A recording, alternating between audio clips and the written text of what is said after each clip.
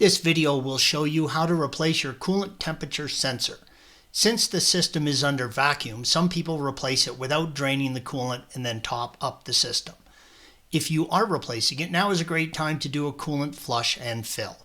Begin by removing the engine under tray from the front of the vehicle.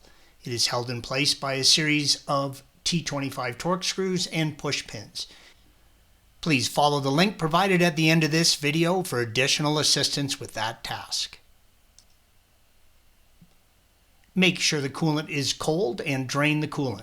Use a flathead screwdriver to open the drain plug, red arrow. Make sure you have a large enough bucket to catch the coolant and dispose of it correctly. Drain the coolant and reinstall the plug. The sensor is located on the bottom of the radiator hose, red arrow. It is held in place by a wire clip, blue arrow.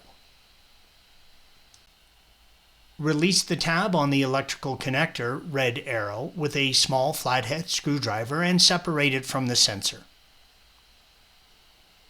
Use a set of pliers and pull the wire retaining clip out from the mount, red arrow.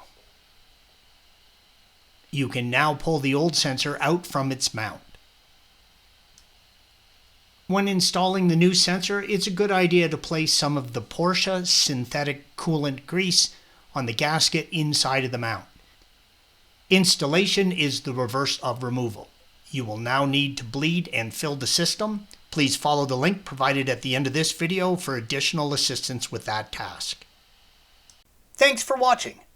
Be sure to subscribe to our channel and check out another video in this series.